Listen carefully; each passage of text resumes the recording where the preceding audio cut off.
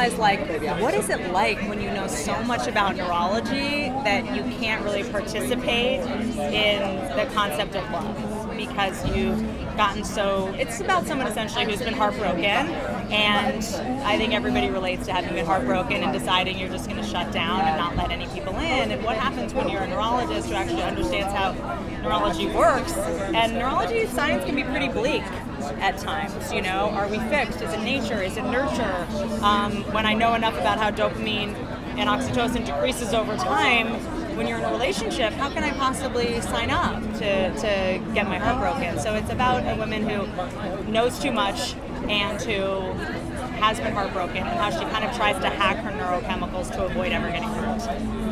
So I'm assuming it's a film that empowers women, right? Yeah, that's the idea, you know, and I don't know if empower is the word, not that that's not what my goal always is, but I think it more comes to the defense of women in terms of helping people understand the instantaneous neurochemical reactions that some are different than men's, you know, and women do have twice the rate of depression. That's real, you know. Women do produce more hormones. Women do have a different biochemical makeup every day, and I think it's not feminist to pretend that we don't. I think, you know, ultimately what the movie is trying to do is to show that, like, all these historically stigmatized characteristics of women are actually amazing. The fact that women are more sensitive, the fact that women are more obsessed with organization and physical appearance, actually the root of it is grooming, which we used to have to do when we lived in caves to avoid infections, you know? So it's really just saying these are actually not negative. These are superpowers,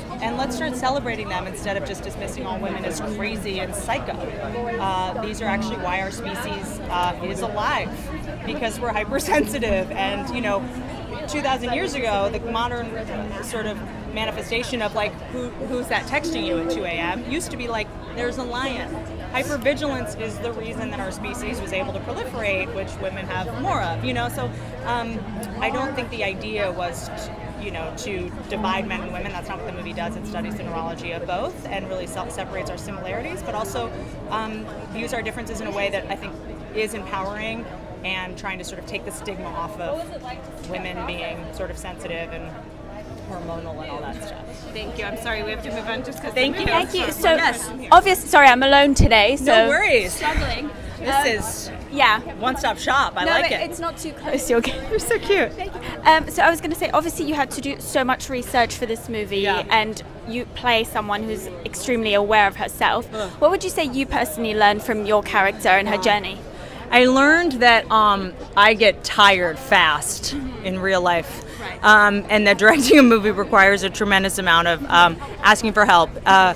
But I learned, I basically learned everything that the female brain, the book, taught me, and I was able to reinforce that every day, of like that our neurochemicals kind of run the show, and adrenaline and cortisol are automatic reactions, and that our amygdalas react faster than our conscious brains can. So, you know, how to deactivate the amygdala. So if someone triggers you or activates you, like, it's your responsibility to go take a walk until you stop producing cortisol so that you don't snap at them, you know? So I really learned what the reptilian brain is doing behind the scenes all the time, and then I'm a puppet of that, and sort of how to take control of my neurology in a way that I didn't understand before. Great. I'm so sorry. That's okay. Thank you so much. Thank you so much.